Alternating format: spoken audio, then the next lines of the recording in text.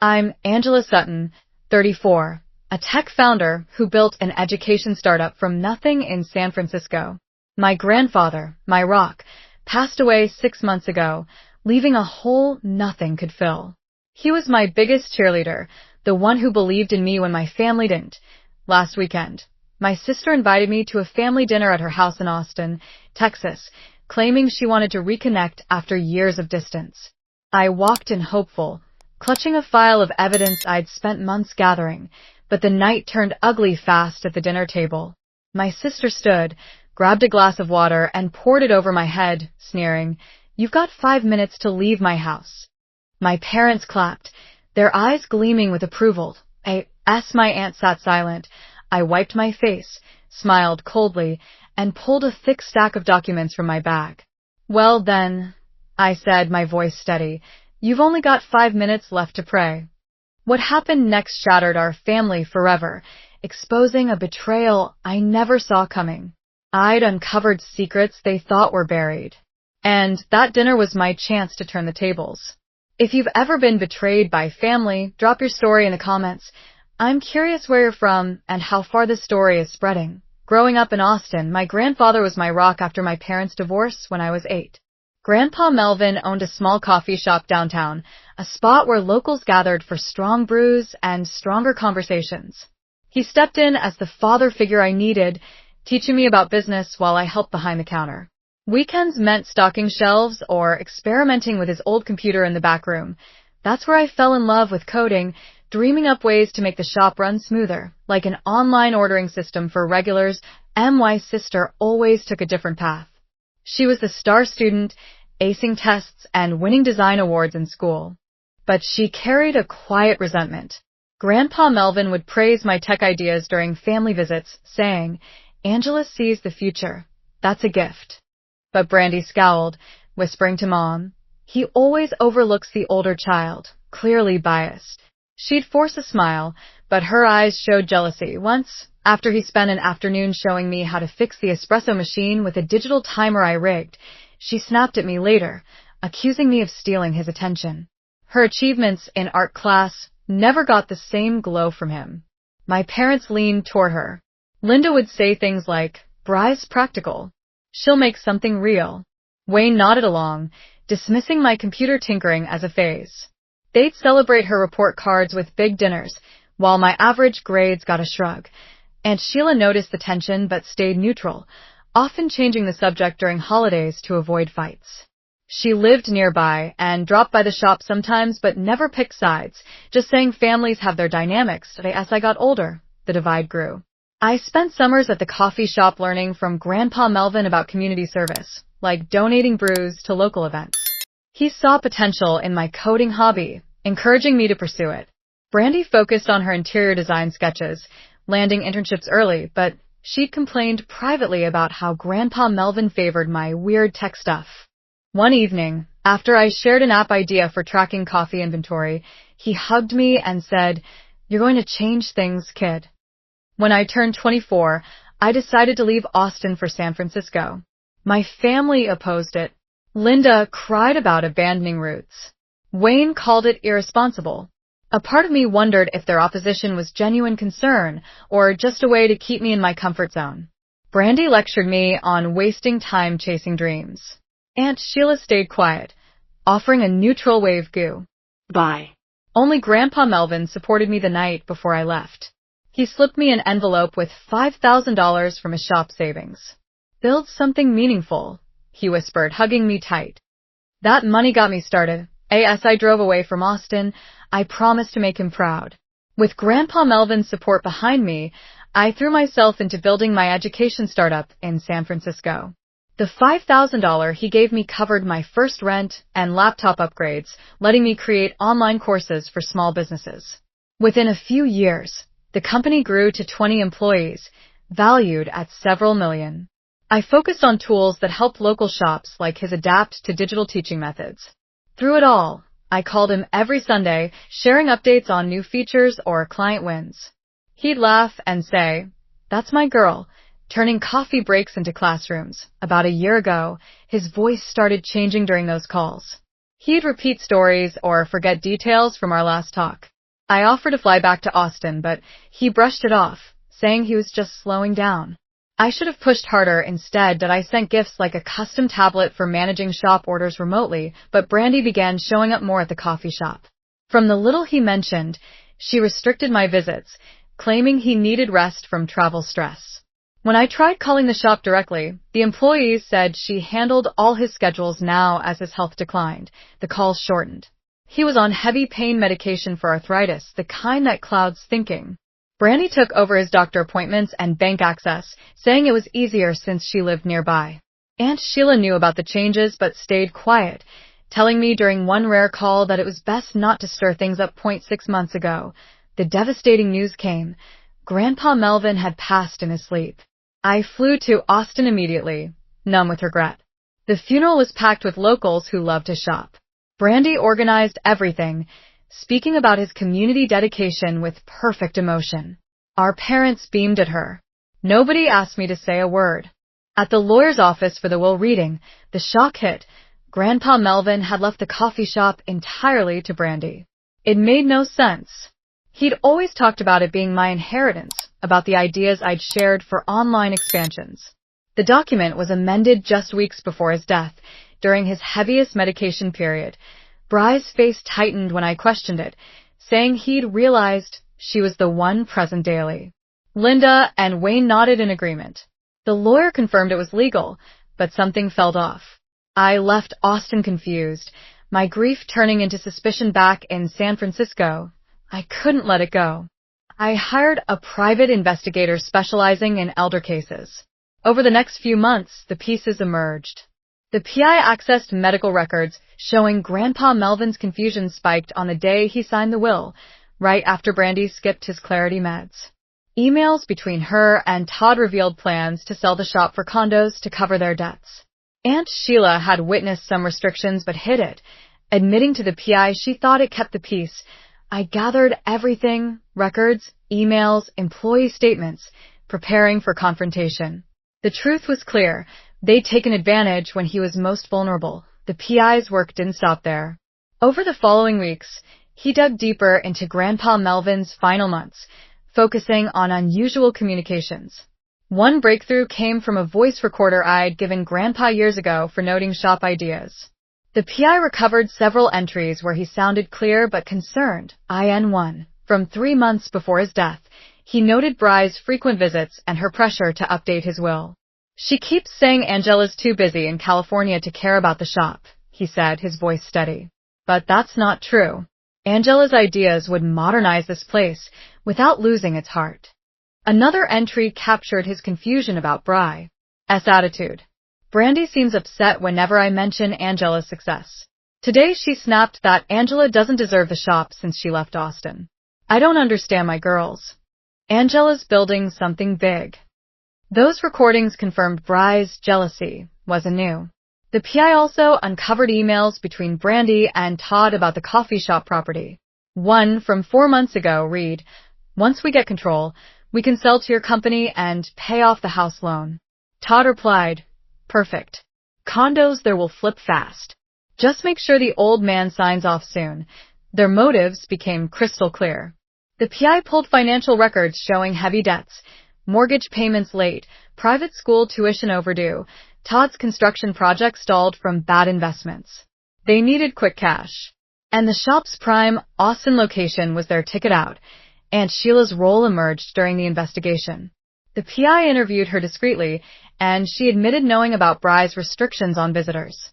"I saw her turning away Angela's calls sometimes," she confessed. Brandy said it was to let him rest, but I suspected more. I didn't speak up because I thought it kept the family together. Her neutrality had crossed into complicity, protecting Brandy at Grandpa Melvin's expense. The PI confirmed Brandy had been at every doctor visit in those last weeks, even suggesting stronger pain meds that fogged Grandpa's mind. Employee statements from the shop described her abruptly taking over finances right around the will change. I compiled everything, recordings, emails, debt records, Aunt Sheila's admission, into a secure file. With the truth in hand, I knew confronting them at Bry's dinner would be my moment. I booked a flight back to Austin, ready to expose what they'd done. I landed, my stomach tight with anticipation, clutching the file of evidence I'd prepared.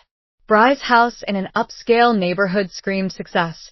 A sleek modern design, manicured lawn, and a shiny SUV parked out front. I rang the doorbell, the weight of my discoveries pressing against my chest. My sis. To open the door, dressed in a tailored outfit, her smile forced but polished. She led me to a dining room where a polished oak table was set for 5. Linda and Wayne sat stiffly, their faces a mix of unease and expectation.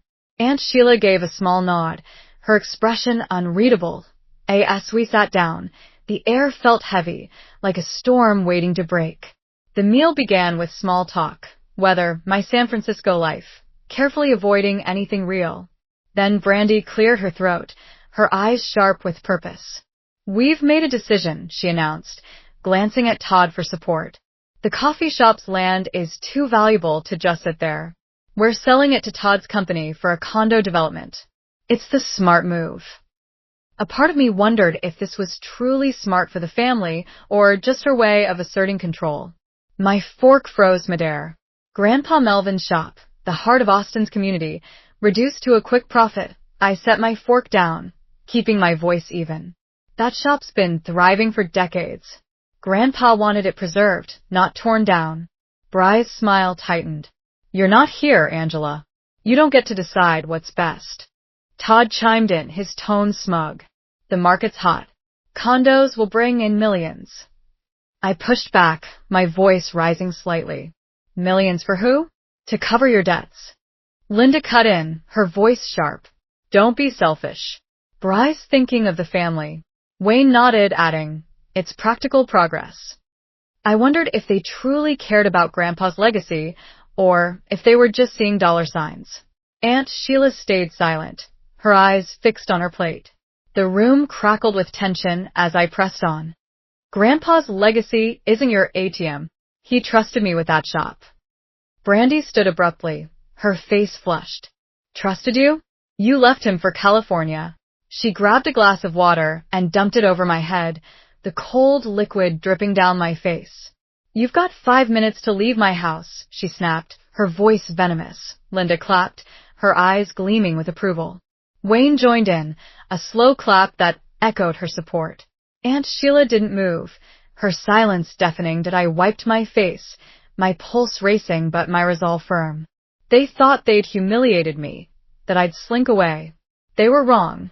Water dripped from my hair, but I kept my composure. The room hung in stunned silence as I reached for my bag and pulled out the thick file.